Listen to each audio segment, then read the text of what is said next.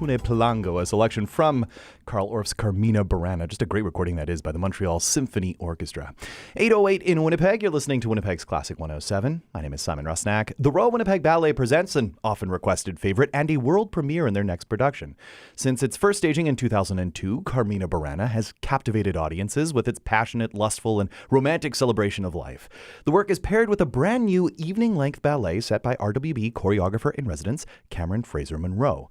Tall, the Wild Man of the Woods opens this week, and to hear more about it, I'm joined by Cameron in the studio. Welcome here. Thank you so much, Simon. Well, it's wonderful to have you here. First off, can you tell us about Tall? Who is the Wild Man of the Woods? Of course, and Tall is something that is familiar to many different cultures, many different peoples, but specifically to the West Coast. He is a very tall, very hairy, very ugly man who kidnaps children, takes them up into the woods, and apparently eats them.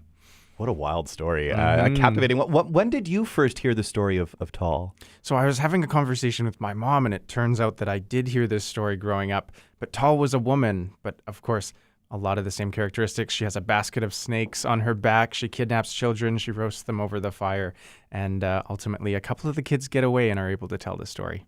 What a fascinating story indeed. And you mentioned, this is a story from the West Coast, coming from the Tla'amin First Nation. Did I get that right? Yeah, the Tla'amin First Nation. Can you tell us a little bit more about their territory, their history, and the story? Of course. And so this is the Wild Man of the Woods, but I think the most important thing to understand about the Tla'amin people is that we're based on the water, so we spend a lot of time traveling by canoe, traveling up rivers and through straits. And so this story is about the birth of the no-see-ums, which, as you can imagine, and as we know well in Winnipeg, no-see-ums, mosquitoes, all of these little bugs are so much a part of the life. And so that's part of why I thought that there was a really nice crossover from the water of the West Coast to the prairies, was those little annoying insects.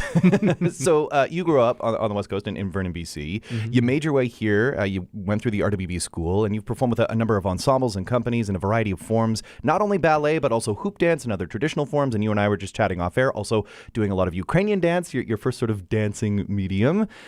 I guess it's one thing to dance, but it's another to choreograph. Like, not all musicians are composers. Has choreography always been sort of a natural extension for you and dance?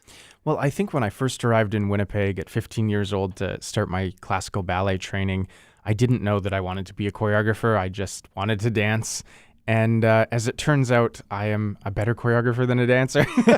And being able to bring all of those experiences into a new choreographic voice is, I think, what makes this creation so unique and so interesting, is that, like all artists, that work is a reflection of my upbringing, of my training, which, as you mentioned, includes a lot of traditional First Nations dance and Ukrainian dance and classical ballet and contemporary dance. So it makes up my own voice. It makes up a different style, and is what ultimately you're going to see on stage.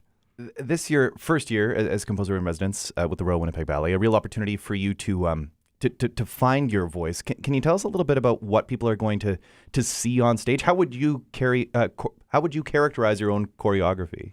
For sure. And I'm really fortunate that I've had opportunities with Ballet Kelowna, with the National Ballet of Canada, to refine a style that works, in that I'm able to express what I would like to say while also working with the beautiful classical technicians that I'm able to work with every day.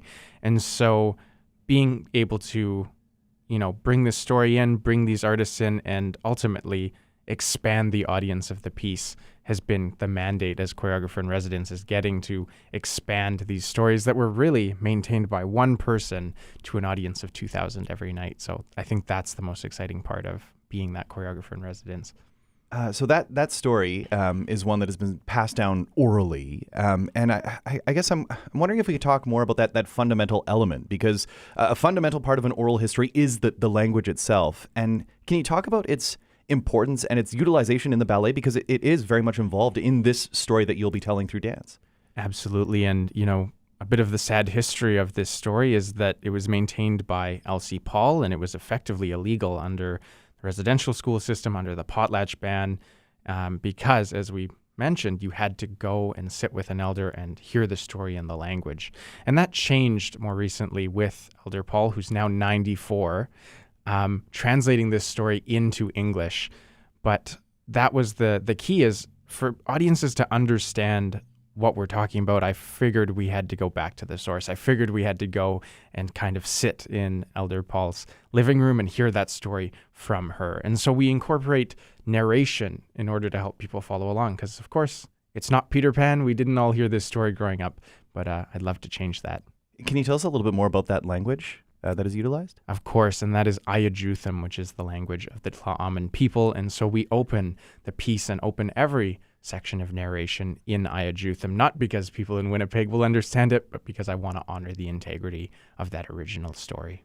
We were chatting, again, off air about the incorporation of language and, my background being Ukrainian and talking about second, third, fourth generation dancers who I grew up performing with, but they didn't necessarily speak the language. And dance was a way to keep this culture alive. And I think what's so interesting about what you've done here is you've incorporated the language into the dance together to really showcase the culture in this wonderful, wonderful richness that will be on full display. We'll get to hear the language. We'll get to see this story portrayed on the stage. And we're also going to hear it with new music that's been written by Chris Dirksen, incredible Juno-nominated Two-Spirit composer. Can you tell us a little bit about what it's been like working with Chris? Yes, and it's been a wonderful process. I'm so excited that Chris has just landed in the city. I guess I'm burying the lead there. It's really exciting that we have Chris here, not only premiering some of the music, and it is existing music that I've selected from her catalog, but premiering it with a live symphony orchestra for the first time in some cases. It's just incredible to have another Indigenous collaborator here to tell that story in a good way. So yes, Chris is here. She will be performing live with the Winnipeg Symphony Orchestra, and I'm as much of a fangirl as anyone else for Chris. I think we all are. And I think what's so incredible about what Chris does is, she weaves together classical traditions and her Indigenous ancestry. And she has done this over the years through a number of different ensembles and groups and working collaboratively. So to hear this collaboration with the Royal Winnipeg Ballet and, of course, their artistic partners in the Winnipeg Symphony Orchestra in the pit, led by Maestro Julian Palicano, it's not going to be one to miss.